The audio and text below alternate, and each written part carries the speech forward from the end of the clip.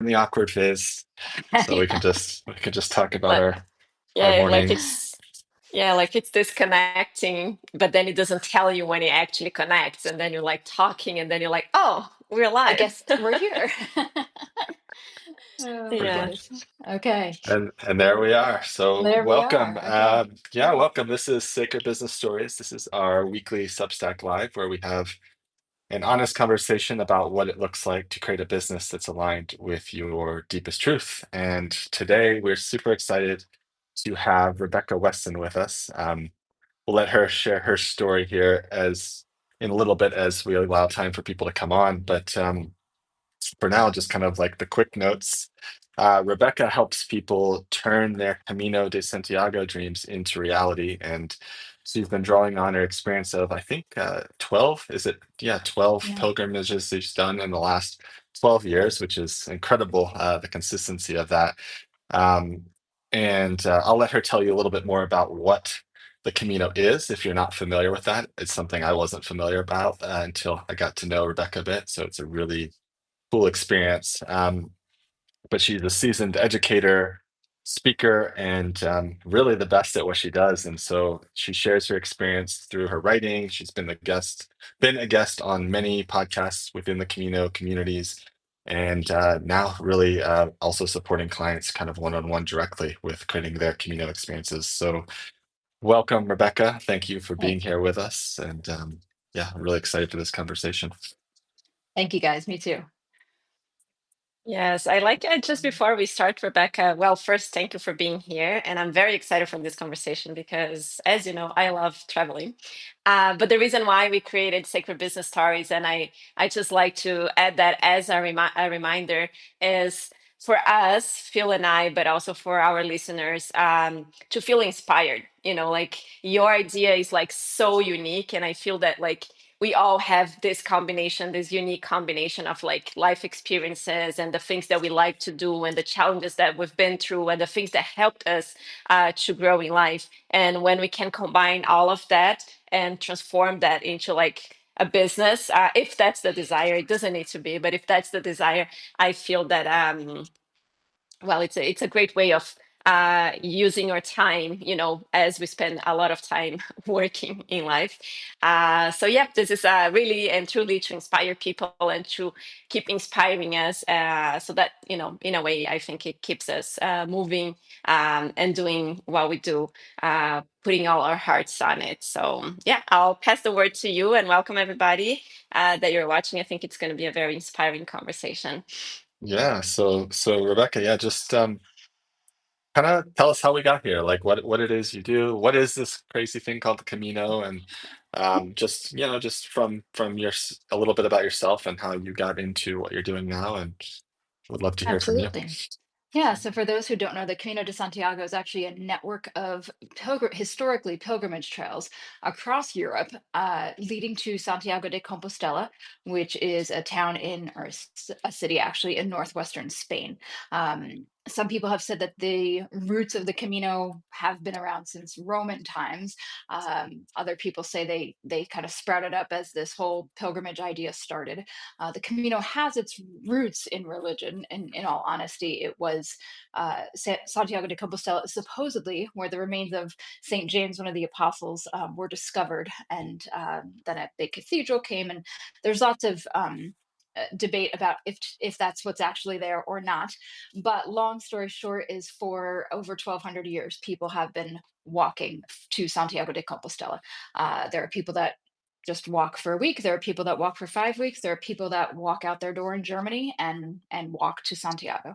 And so it's a pretty powerful experience, with definitely highs and lows. I think a lot of people you talk to that have done it will be like, "Oh my gosh, it was amazing." And I feel like part of my mission is to also let people know, yes, it's amazing and it's hard.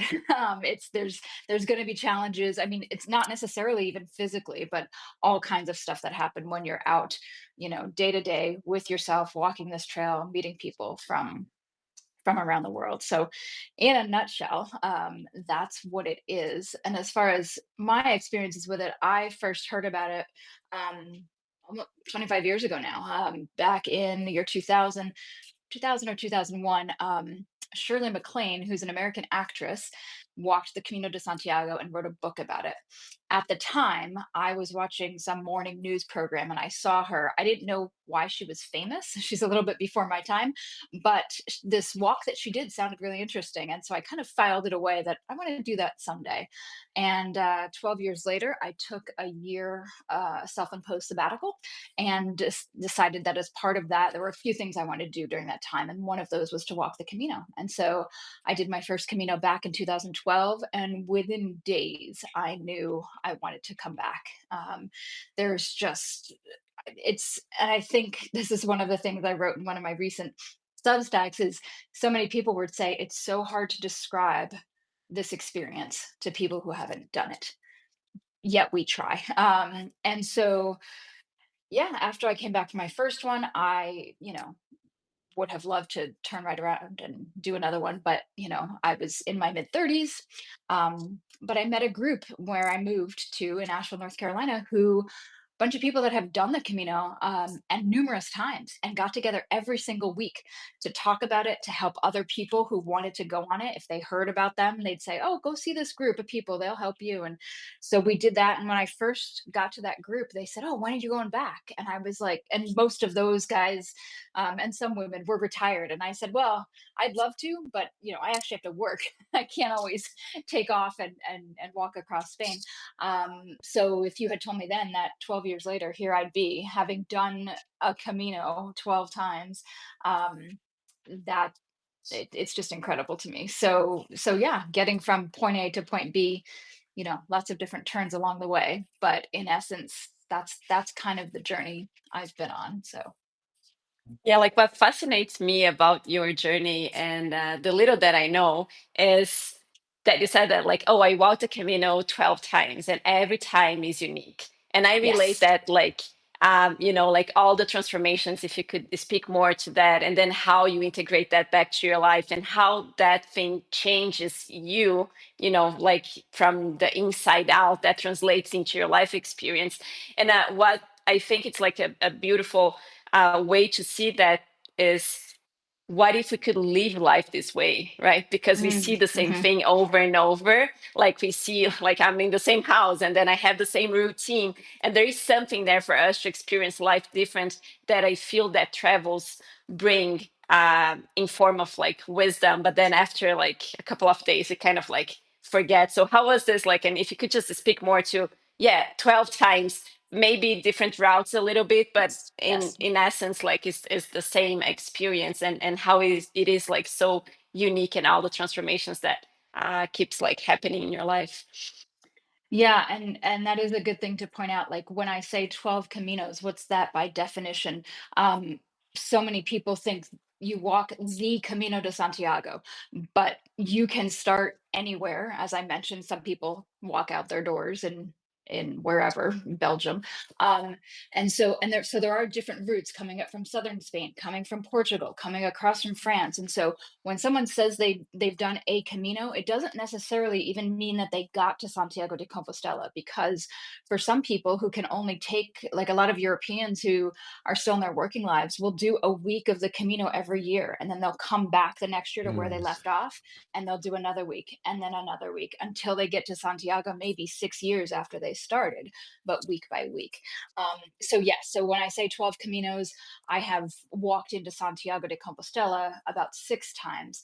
And actually, just last month was the first time I ever actually drove to Santiago de Compostela. That was the real experience. But anyway, so the transformative experience of it, it's pretty darn fascinating. First of all, you meet people that you probably would have never met eh, otherwise in your life. I mean, people from all walks of life, so many countries, so many life experiences are walking this for so many reasons. So first of all, that alone, like I'm just getting chills now, just even saying that, thinking of all the conversations I've had, things that people have shared with me, things that I've shared with other people. A lot of people come on the Camino for some reason. whether it's something, kind of bigger, like they just retired, they just graduated, they just, lost a partner, they want to change in their life but aren't sure what. So there are there are some people who do it, as a kind of just like as a physical challenge, but most people that come for that end up seeing it, recognizing this is actually a lot bigger than just saying, oh, Hmm. I did this physically challenging thing. It is emotionally, spiritually, mentally, there's all kinds of challenges that you face in this time. But um and and it's not just uh, those challenges that you're facing on your own, but the fact that there is this community, this moving community of people, who are all on this same path with this same goal. And it's not only that everyone is kind of supporting each other, but the people of Spain and these other countries, if you choose to walk through these countries, it is incredible, that a country can pull this thing off.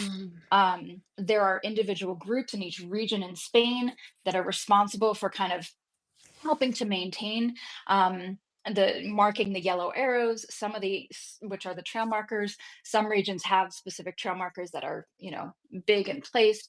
But the people themselves, I can't tell you, the number of times people have told me, and I've had this experience myself, I always get lost coming out of big cities. So coming out of Leon, coming out of Burgos, just to try and find these yellow arrows in these cities. They're painted sometimes on, on park benches, they're painted on trees. They're, so you have to keep your eye out for them. And I'll never forget this one woman. She was dressed in scrubs, clearly on her way to work in some sort of medical facility. And at the time I didn't speak any Spanish, but I knew enough to say, where's the Camino? And she literally walked with me for 10 minutes. We could not communicate in the same language, and she made sure that she put me back on the Camino. And Mm. I've heard stories like these countless times. Locals that will, somebody's injured and someone will drive them to a medical center to for them to get. I mean, it's just, so many people have said if the world could function like the Camino functions, it would be Mhm. an incredible place to live. And I still believe the world is an incredible place to live if we look for it and recognize how amazing it is. But on the Camino, it is just, it's right there. It's real, it's physical, it's right in front of you. I don't even know if if that even touches on it, but it's so, yeah. Yeah, wow, But it's oh good. mhm. I was going to say, but you did ask about post Camino, and that is something that I'm glad that you brought that up, because it is a thing that a lot of people don't think about. A lot of people, I work with people helping them to get to the Camino. We cover training and which route to take and accommodations and what you're going to pack and all that kind of stuff. But one of the things that I do bring up that a lot of people don't, I think in the beginning they're like, yeah, okay, whatever. But it is something to adjust to life post Camino, whether you've just walked it for 5 days or for 2 weeks or whatever, to come back into your day-to-day life. And people might say, oh, how was your trip? And you can't even, like, you just don't have the words. It's not like, oh, let me show you the pictures from when I went to see the Colosseum in Rome. It's a whole, I'm struggling even sometimes for the words to describe it. So there are even groups of people who, um, that's one of the reasons that this group that I met in Asheville, it's nice to be able to meet other people who have done it to help you process it when you get back. And I check in with my clients when they get back. How are you doing post Camino? And I offer suggestions to people. I tell people, if you're going to do the Camino and you're flying from the US or you're coming over from Australia or New Zealand or wherever, I say if you're going to be a tourist, do that before you do the Camino, because post Camino, Oh. you Mhm. are not in the space. Like, you show up to some big city to be a tourist and it's overwhelming. It's hard. It's Some people sure can do it and have done it successfully. That's wonderful thing about life and the Camino, is everyone does it their own way. But that is hands down a piece of advice that I give people. If you're going to go somewhere, park yourself somewhere and be in that place and just give yourself time to process this experience that you just had. And then post, I mean, week after week after week, it is helpful to to kind of connect with other people who understand what you've just been through. And there are plenty of places and ways to do that as well, and that really helps, as well as writing about it. I was lucky enough to be hired to write for a full year after my first Camino, and I'm Mm. so grateful for that experience, that I got to blog every week about bringing the lessons of the Camino back into my day-to-day life. So yeah. Mm, Yeah, thank you for sharing. I want to share something that I felt, and I've never done the Camino, but while you were like, and I'm having like chills throughout the conversation, like insane. And when you were describing like that this worker helped you to go back to the Camino and took like 10 minutes, like the way you're describing to me is almost as if the Camino show us what being human really is. And then I when you love that. experience, yeah, and then when you experience that, like being vulnerable and going to the expansion and the contraction and then being helpful for others, and like, I don't speak your language, but I'm here to communicate with you in like different ways. Then when you go back to life and then we see that we are not exploring our full human potential, that's where the integration is, right? Like maybe Mhm. the shock and like, how can I be the human that I was throughout the Camino back in my life? And I don't know, like I just feel like it's like, and I've never experienced that, but yeah, that's how I felt when you shared. Yeah, and I think you've nailed it. I love that. And there's so many, yeah, I'll just leave it at that. But absolutely. Hmm. cool. I wanted to ask you one more question on the personal side, and then kind of shift that to learning more about your business journey as things have evolved. But I was curious if you can remember back to like the first time you did this, and you described how you came across it and learned about it, and then decided to embark on this journey. What was the most surprise, if you can remember, like what was the, you probably had this expectation in your head, maybe you had intentions around what you wanted to create for yourself as you went into that experience. But if you can think back, like what was kind of the most surprising element of it, kind of beyond a lot of the cool things you've already shared here with us today. Yeah, I think one of the most surprising things to me was the variety of people, honestly. Um, and the just generosity of people. And Mhm. it kind of put me back in touch with people in general are good people. People want to help each other. They want to be nice to each other. They want to. It's.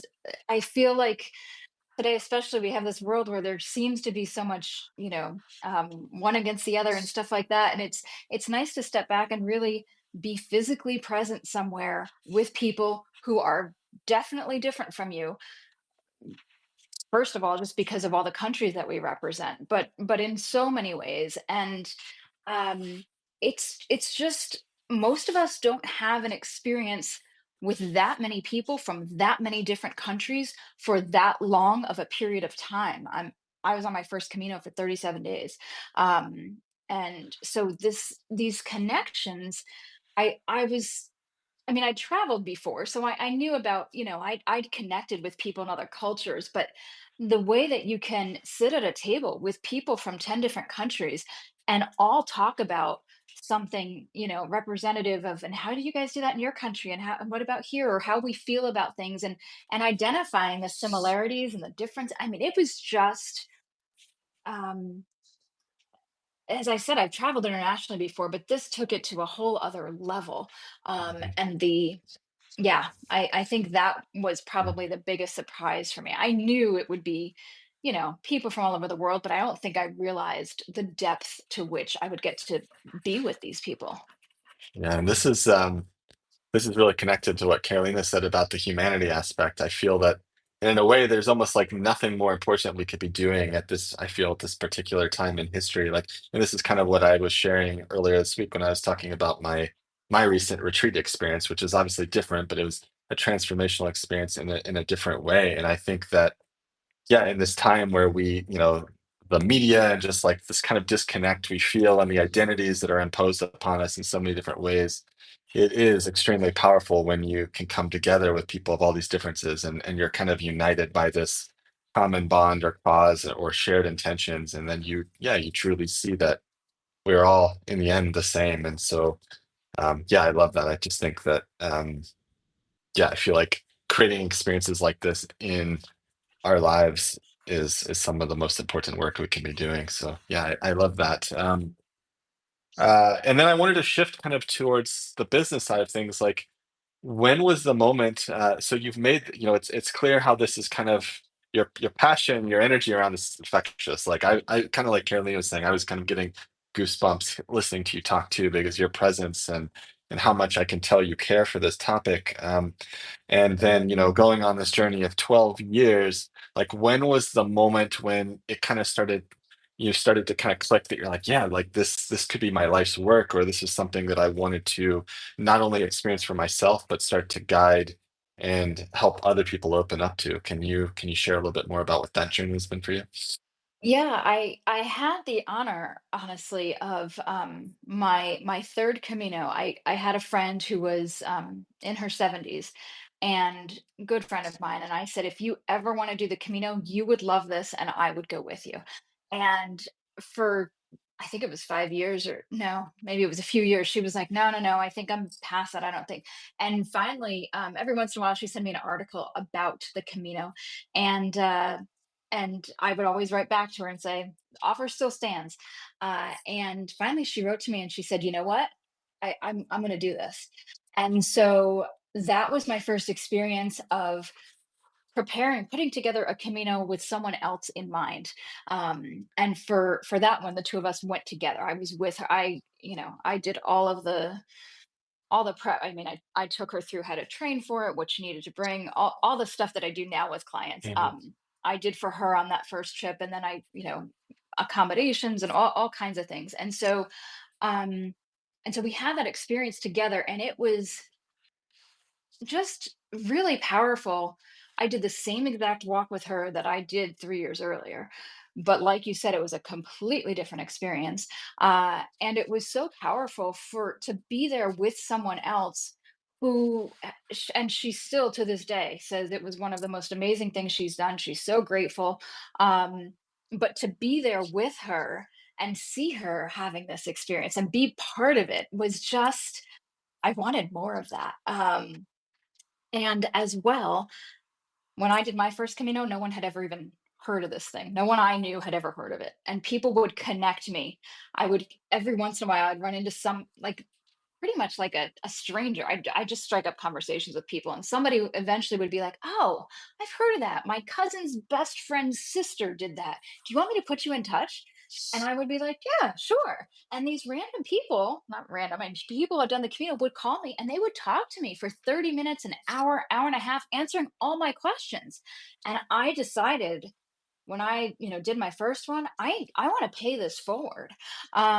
And so that kind of came around as well, and it was very easy to do thanks to that group in Asheville. People were coming to us saying, "Can you help us?" And so yeah, it kind of, and then I started to, people started learning about the Camino, thanks in part to the U.S. movie The Way with Martin Sheen, Mhm. um, and other people started connecting people with me. Again, people I didn't know, but my friend would say, "Oh, my friend wants to walk to the Camino," and we'd have conversations, and it got to the point where uh, I realized that there's a lot of material out there about the Camino, about people that are doing it carrying backpacks and staying in hostels, which is one way to do the Camino, but it is not the only way. And I felt like there was a need for someone to be out here saying, hey, this is not only for people who can physically carry a backpack and who want to sleep in a room with 10, 15, 20 people.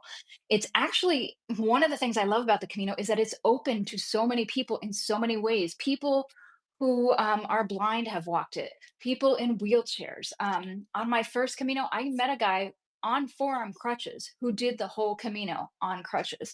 Oh, So it is. It's just it's incredible. So I wanted people to be aware that there's not just one way to do this thing. And if you don't want to carry a backpack, if you can't carry a backpack, that's fine. There are people that have this idea of this is the right way to do the Camino. Um, To which I kind of jokingly will say, well, what time period are you talking about? Because in the Middle Ages, we didn't have dry wicking clothing. We didn't have, hiking shoes. We didn't even have backpacks. I mean, they were carrying just a staff with a little bag on it. So, how real do you want to be? What time period do you want to go back to? I mean, so I am one of those people that firmly believe, like, I want to let other people know there are so many ways that you can make this thing happen, and staying in hostels and carrying your backpack is not the only way. And so I felt like there was a need for more of us to be out there saying, hey, you can do this other ways. And the more and more people that contacted me, some people that were indeed carrying backpacks and staying in hostels, and that's fine too.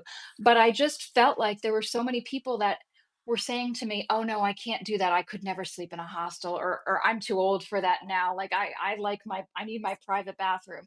And I was like, that's okay, you could still do the Camino. And they were like, really, you can do that? Yeah, I mean, you're not going to stay in a Hilton every night.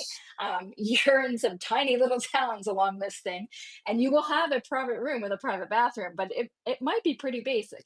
But yeah, there's a lot of ways to do this thing. Yeah, what I like, I really love what you're sharing because as you were sharing, people we started like talking to me, and I was becoming this reference. Like, it's just beautiful to see that you never planned.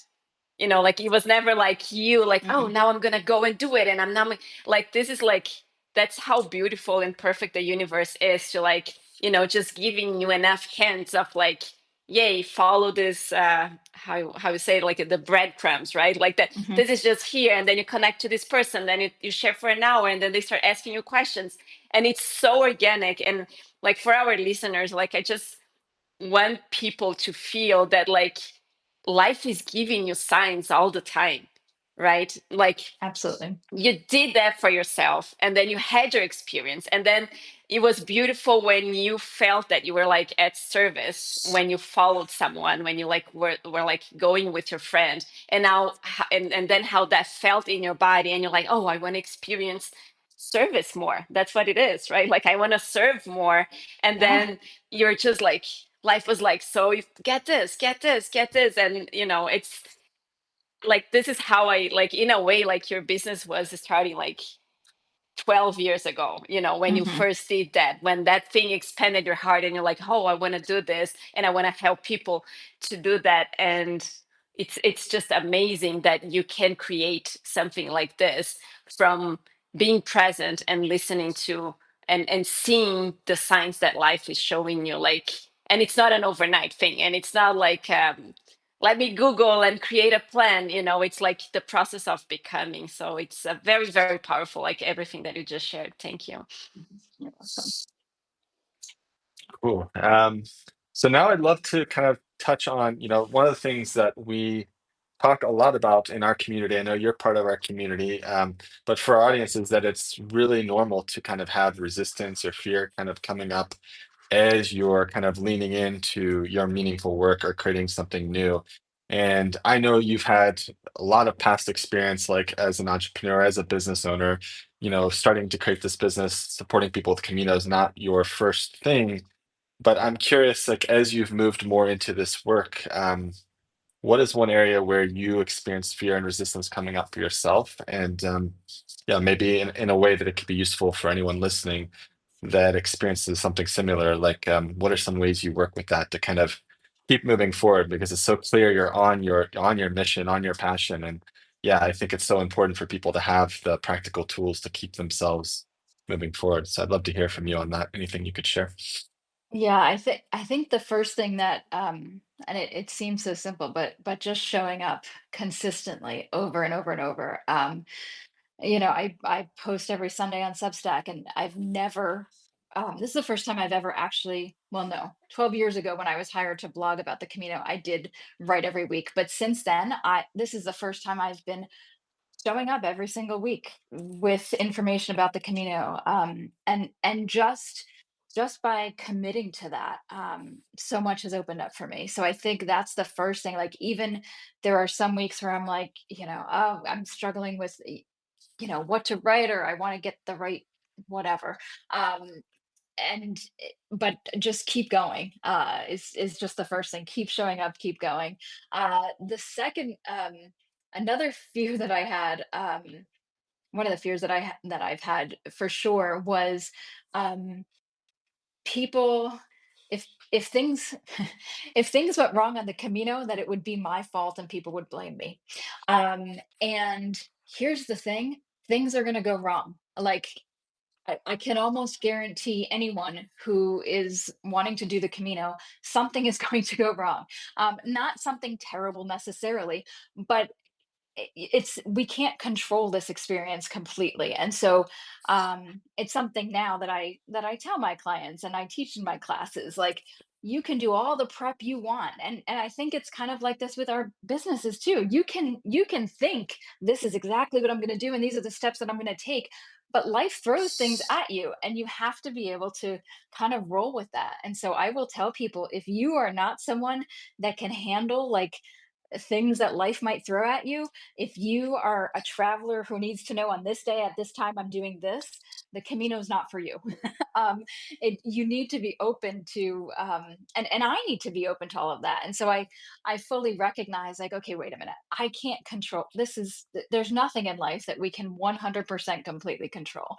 And so kind of, I think one of the ways that I faced that fear was actually by saying that to my clients, because it's something that is so helpful for them to recognize too. This is not, your Viking River cruise. Like, I mean, it is not planned to the T.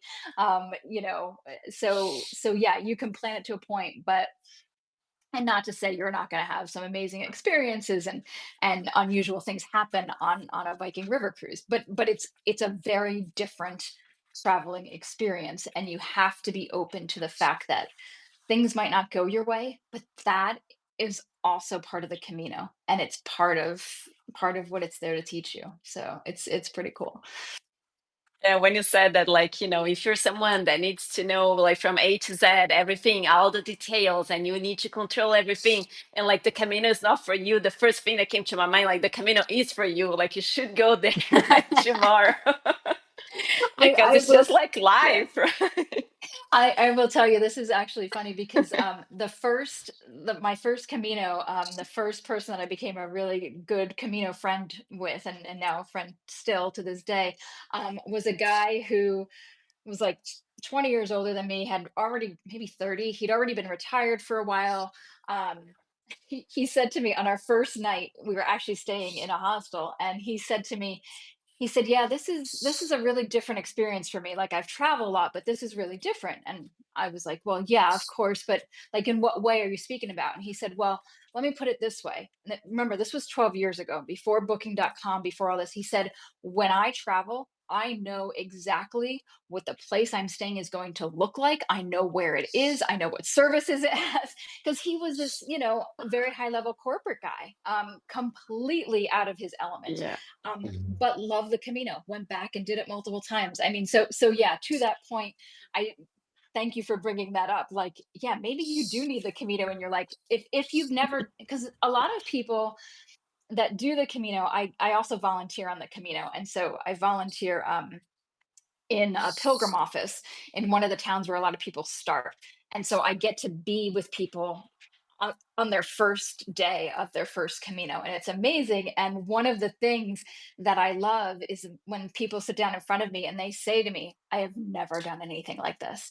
And I'm like, "Great, welcome, you're here, congratulations." Like, I'm there to support them. And so there are a lot of people who do a Camino and have never done anything like this before in their lives. A lot of people who do it by themselves and have never traveled by themselves, or never traveled by themselves internationally. I mean, there's, for so many people, I've met so many people on my Caminos, um, and even clients I've worked with who have so many firsts. I've never done X, Y, or Z, but here's the Camino with this whole other experience, and people are ready to face it, and they do. It's amazing to be a part of. I love this. I'm going to take advantage of this moment and see if I can pick your brain and get some advice. I think like an experience like this sounds incredible for myself, and something I've spoken about with Carolina in the past because I also do love travel, but I've always been one of these people who like I always know, like yeah, I'm in that camp of like I always know where I'm going to stay, and I actually get a lot of joy out of like the planning and like looking at Airbnbs and like dreaming and being like, oh, this could be the space.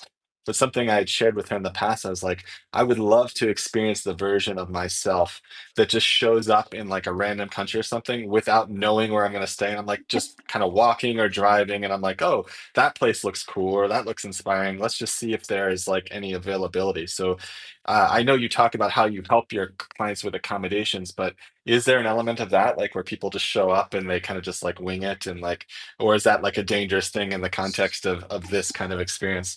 So there are definitely people that do it that way. Most of my clients are not those people, but that's Yeah. fine. I have a mix, I should say. Most of my clients, if they're only going for a week or two, you can plan it ahead. I have a client who's starting in a couple weeks, and he's going with his daughter. So they've planned the first week to get it under their belt a little bit, but then the last few days they're going to go kind of on the fly and see how it goes. But there are also I also teach my clients, all the tools that are available to you if you go on the fly and then all of a sudden you're like, oh my gosh, I need to find a place to stay, I need to book ahead, this is not going to work for me. There are tools available for you, it is okay. So yeah, you can do it either way. The For people that want to do a longer Camino, it gets a little trickier, because if you're going to do a Camino for 3 or 4 weeks, what if something happens? What if you get tendonitis? What if you sprain an ankle? What if if you have all of these accommodations planned? Yes, that's what travel insurance is for. However, just logistically, it could be a nightmare to try and reroute everything and all of that. So sometimes what people will do is have like maybe the first week booked, and then they decide, okay, do I want to just keep booking a week in advance? Do I want to, and then it also depends on when you go, because some of these Camino routes are very busy at certain times of Mhm. year. Um, I love the people that say to me, "Oh, I'm going to go do the Camino in May in the off season," and I'm like, "That's not the off season for the Camino de Santiago. You might think it is, but let's talk about the numbers here. That is not the off season." Um, so yeah, there are a variety of ways to do it, and and that's one of the cool things about the Camino. There is still there are still places on the Camino where you actually cannot reserve. Most Mhm. of those places, though, are hostels. And most of them, there are a whole series of hostels that are by donation. So people that, I mean, so you can actually just show up. It's easier to do on certain routes. It's easier to do certain times of year on certain routes. But it is possible. But I will say most of my clients are definitely want to at least start with a plan, if not have the whole thing planned out, which Yeah. is totally fine as well. And I also enjoy my private bathroom too, if I'm honest. So, Yes, yes, yeah, yeah. so these And things could be in conflict a yeah, little bit. you're talking to my people. It's rare that I have somebody that's like, oh yeah, I'm just gonna do hostels and I'm just gonna wing it. Those are usually not the people that are hiring me. So. Yeah. Yeah, I love the energy that you bring because like it brings such a sense of safety, that because you're like so knowledgeable and you've done so many times, but at the same time like you create this space for the adventure, so it's that invitation that like yeah, like I want to do it and I want to plan and I want to have the information, but I don't want to figure it out all my steps because like I still want to get the element of like being surprised and encountering things that I never thought was possible. And I love that like the way you speak about it and the way you are kind of like, yeah, you could do this, you could like you give all the options and you bring the sense of safety, but like yeah, this is what you have here to support you, but go and explore yourself because this is what the Camino is all about. So Hmm, hmm, yeah, it's very nice.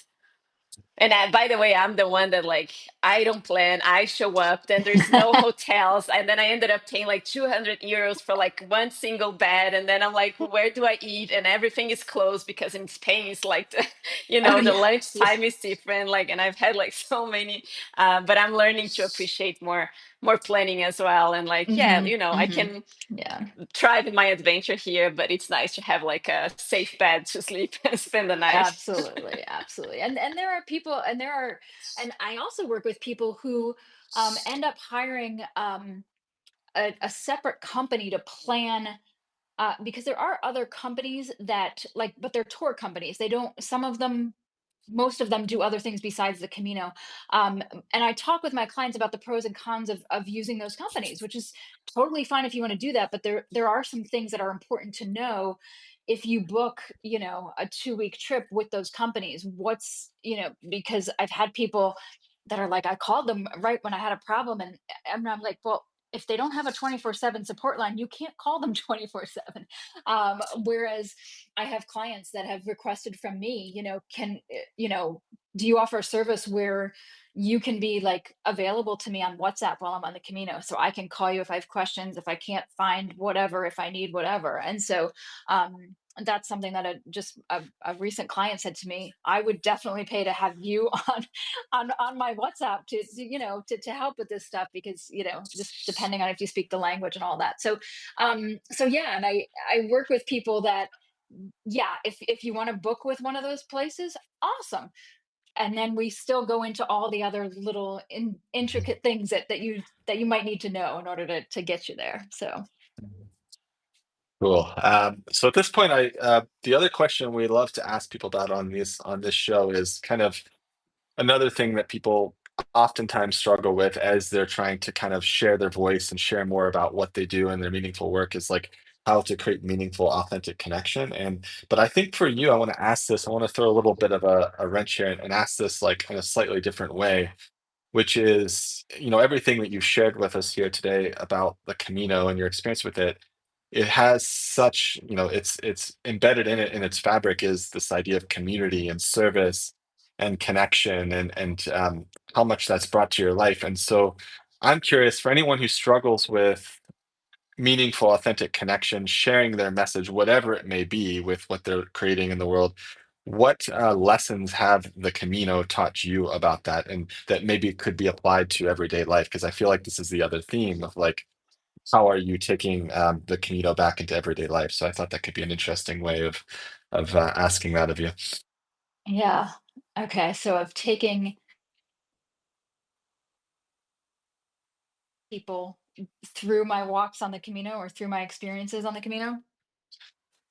Yeah, and just how connection, what you've learned about connection and community and service from these 12 Hmm. years, how that Yeah, applies to kind of your overall thinking about creating connection in this world. I think the biggest thing is the authenticity. I feel like being authentic to who you are and what you're about, and also being open to the connections that you might not necessarily think would even be a connection for you. um, it's amazing to me that people, like, as I've said, that you can find a commonality with. So yeah, making those connections, and reaching out even to people that, yeah, you might not think that there's something in common with, but maybe there is a thread of it. Like, it's just that idea that connections, you can't necessarily predict them and say, oh, these are the people you're going to go after. There might be certain people that, yes, you're definitely going to connect with, but what about that kind of broader thing, those other connections that you never would have thought that would have come from this connection. I like that. I trying to remember that, like, kind of stretch yourself a little bit almost, with those connections. The Camino gives you this opportunity naturally to sit down and converse with people that you might never have connected with otherwise. So it's kind of cool to be able to try and do that in your real life, in your business life, in any part of life. Can you connect on some level with someone that you might not think initially would be a connection for you? Yeah, I love that. It's like we are so, I don't know, maybe trained in a way that to believe that like to connect we need to agree, like to connect we need to maybe have something, like yes there is this sense of like having something in common, but I feel that the way you are sharing is like it's not visible at first, but Hmm. then essence to essence we will always connect if it's coming from a space of authenticity, and then you're maybe connecting to someone that they don't even speak your language, but the connection is there because you're fully present. Just very quickly, like it's a funny story, like I was traveling with my mom somewhere in Italy, and we were like in this beautiful church, and she's like moving, and she doesn't speak any other language besides Portuguese. And I see her from far, and she's like and like having a conversation, and I'm like, "Oh, you're having a conversation? Did you find a Brazilian or like a Portuguese?" And she's like, "No, she was from Japan, and we had such an awesome conversation." I'm like, did she speak Portuguese? And she's like, no, only Japanese. And me, but she was for 20 minutes. Like, and I don't know how she did that, but then she described the conversation, and it's if it was only in her head, only what, but that's for me, like, Yeah. what it comes to me, the translation of this connection, like they were speaking different languages, they did not know each other, they had nothing in common besides being in the same space, but yet they built like a beautiful connection in that moment. I love that. Thank you for sharing that. It's absolutely speaks to things like this on the Camino as well. I love that. Yeah. Mhm. Well, cool. At this point, well, if there is anyone on the chat that has any questions for Rebecca, please feel free to drop them in. We'd love to create a little bit of space for that. But in the meantime, Rebecca, obviously we're here on Substack, so I always say it makes it pretty easy if people are curious about your work, curious to learn more about the Camino, they can reach out to you through your Substack. But can you share, is there anything particular that you might suggest for anyone listening if they might want to learn more about your work or the Camino, like what you might recommend? Yeah, I mean, so yes, first of all, of course, the Camino calls on Substack is where I write every Sunday, and the caminocalls.com. And then there are a ton of resources out there now these days. The Camino has become quite popular, and that's both a pro and a con. So yeah, there's tons of places to get information. Um, and I think part of the problem is that that can be somewhat overwhelming. So if Hmm. you're looking to plan a Camino and you want to go out there and look at the resources and all that stuff, that's awesome. You'll find plenty of stuff. Just be aware of who you're getting your information from.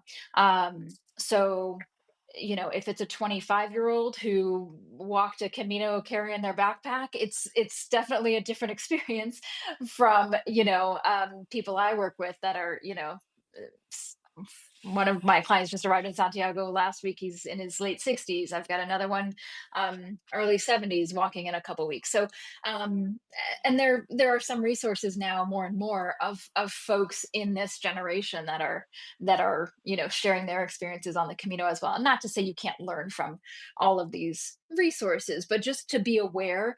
Again, as I said earlier, there's not one way to do this thing, and that's what's so wonderful about it. So yeah, plenty of Hmm. resources out there. And yeah, and I've always said to people too, if you have questions that I can answer in a post, I'm happy to do that. So yeah. And I feel this conversation alone, you've dropped a whole lot of like really, really useful tips for anyone that yeah, could be considering something like this for themselves. So yeah, thank you so much for your generosity and Mm, being here with us. We will be, for anyone that's kind of jumped on kind of in the middle, we always post a recap summary with the recording of this conversation. So we'll be sharing that shortly after this conversation, and we can share that with you as well, Rebecca, in case it might be useful for your people to check out. mhm, And mhm. yeah, thank you again so much for being here with us today. Absolutely, Yes, guys. Thank thank you so you. much for having me. All right. All right, well, have a great rest of your day, and thank you all for all of those of you that were able to join us live. Take care. Have a Bye good day. everyone, bye Bye Bye. Rebecca, bye. thank you.